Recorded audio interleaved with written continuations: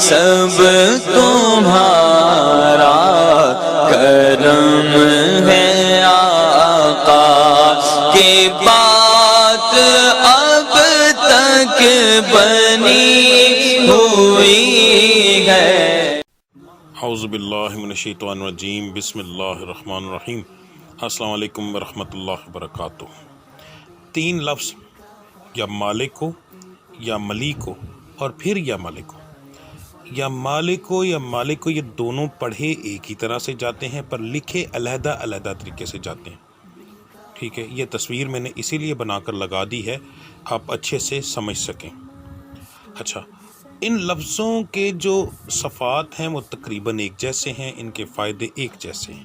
ٹھیک ہے، اسی لیے ان تینوں لفظوں کے اوپر ایک ہی ویڈیو بنا رہا ہوں۔ ٹھیک ہے جی، اور یہ لفظ اگر آپ کے نام کے اعداد کے مطابق کوئی ایک لفظ آ جاتا ہے تو یہ بہت بہترین، یعنی اگر آپ اپنا اسم اعظم نکالتے ہیں تو بہت بہترین آپ کے اوپر اثر ڈالے گا۔ اس کو اپنے نام کے اعداد کے مطابق ہی پڑھنا چاہیے، یعنی کہ اگر آپ کے نام کے اعداد 570 ہیں تو آپ اس کو روزانہ فجر کے بعد 570 بار ہی پڑھیں تو آپ کے لیے بہت بہتر رہے گا۔ ان تینوں لفظوں میں سے کوئی بھی، یا مالک ہو یا ملیک ہو پھر یا مالک ہو، تو ان لفظوں میں تینوں کو نہیں، ایک ہی بات کروں، تینوں میں سے ایک کوئی بھی ایک لفظ جو آپ کے نام کے اعداد کے مطابق آ جائے اس کو اپنے نام کے یعنی قاعدہ اول کے مطابق پڑھیں، اپنے نام کے اعداد کے مطابق، جو کہ ستارے میں نے نکالنے کا طریقہ بتایا ہوا ہے۔ ٹھیک ہے، اپنے نام کے، اپنی والدہ کے نام کے اعداد جمع کریں، جو مکمل آپ کے ہیں اس کے مطابق اس لفظ کو پڑھیں، بہت زیادہ فائدہ ہوگا انشاءاللہ تعالیٰ آپ کو۔ اگر آپ ان میں سے کوئی بھی ایک لفظ، تینوں میں سے کوئی بھی ایک لفظ لے لیں اور اس کو 8100 مرتبہ یعنی 8100 مرتبہ پڑھیں ایک مجلس یعنی ایک ہی جگہ پر بیٹھ کر، اول آخر درود ابراہیمی پڑھنا ہر لفظ کے ساتھ ضروری ہوتا ہے۔ ٹھیک ہے، تو آپ اس کو پڑھیں اور پڑھنے کے بعد دنیا کی کوئی دعا مانگیں، انشاءاللہ تعالی اللہ کی ذات وہ دعا اسی وقت قبول فرما لیتی ہے۔ ان لفظوں میں اتنی طاقت ہے۔ اگر آپ پر تنگ دستی ہے، بے روزگاری ہے، پیسے کی کمی ہے، بے شمار کمی ہے، تو آپ یا مالک ہو 90 بار یا ملیک ہو 100 بار پھر یا مالک ہو 91 بار، ٹھیک ہے، پڑھیں، روزانہ پڑھیں تو انشاءاللہ تعالیٰ دنیا سے بے نیاز ہو جائیں گے۔ بے نیاز سے مراد یعنی بے فکری جس کو کہتے ہیں، بالکل بے فکر ہو جائیں گے، دولت دنیا کی آپ کی طرف بے شمار آئے گی۔ یہ عمل میں بھی بتاتا ہوں، میرے والد صاحب بھی بتاتے رہے ہیں، اس کے علاوہ یہ آج سے نہیں تقریباً 800-900 سال سے یہ عمل اولیاء اکرام کے استعمال میں رہا ہے۔ پھر تقریباً ہر وہ کتاب جو کہ اللہ کے ناموں کے تفسیر کے اندر موجود ہے، اس ہر کتاب کے اندر آپ کو یہ عمل ملے گا، یعنی کہ اتنا زود اثر عمل ہے۔ ٹھیک ہے، تو یہ عمل بہت بہترین ہے، اس کو شروع کریں مگر پوری عمر کبھی نہ چھوڑیں۔ اس کے بعد ایسے لوگ جو کسی عہدے پر فائز ہیں، آفیسر ہیں اور کسی بھی بڑے عہدے پر فائز ہیں، یا پھر نوکری والے بھی، یہ نہیں آپ کا کوئی کام ہے، آپ کا کام اچھا چل رہا ہے، اب آپ کو ذہنی ٹینشن یہ رہتی ہے یا اللہ جس مقام پر ہوں اسی مقام پر رکھنا، اس مقام سے گرے نہ، کیونکہ کوئی بھی مقام حاصل کرنا مشکل نہیں ہوتا، اس مقام کے اوپر ٹھہرے رہنا سب سے مشکل کام ہے۔ کسی بھی سیاستدان کو دیکھیں، وزیر اعظم تو بن جائے گا مگر اس کے بعد وہ وہاں پر ٹھہر نہیں سکتا۔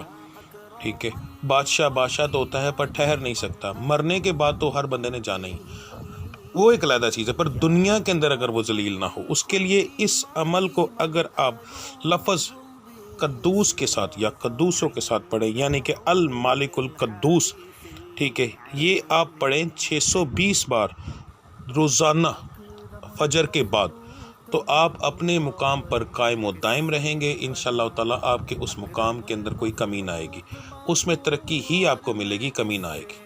ٹھیک ہے جی، یہ ایک بہترین لفظ ہیں، ان لفظوں سے آپ دنیا کے ہر طرح کے فائدے لے سکتے ہیں۔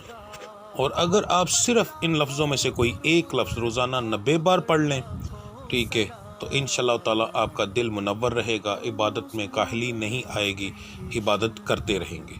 ٹھیک ہے جی، اور دولت اور دنیا بھی آپ کی طرف رجوع کرے گی انشاءاللہ۔ مگر ہوتا یہ ہے کہ ہم ہمیشہ سب سے چھوٹا عمل لیتے ہیں تو اس کے فائدے بھی اتنے ہوتے ہیں۔ ٹھیک ہے جی، دوسری چیز، ہم عمل ضرور کرتے ہیں مگر ہر وہ ساتھ وہ کام کرتے ہیں جو میرے رب کو پسند نہیں ہوتا۔ جھوٹ بولنا، بے شمار گالیاں دینا۔ اب گالی دینا تو سب سے ہی گندی بات ہے، کیونکہ آپ کی زبان پالیت ہو جاتی ہے۔ پالیت زبان سے رب کا نام کیسے لوگے؟ اگر لوگے تو کیا تمہارا کیا خیال ہے کہ تمہارا رب تمہاری طرف پیار سے دیکھے گا یا غصے سے دیکھے گا؟ وہ تمہیں اس لفظ پڑھنے کا فائدہ دے گا یا نقصان دے گا؟ ٹھیک ہے، تو یہ چیزیں ذہن میں رکھیے کہ اگر رب کا نام لینا ہے زبان پاک ہونی چاہیے۔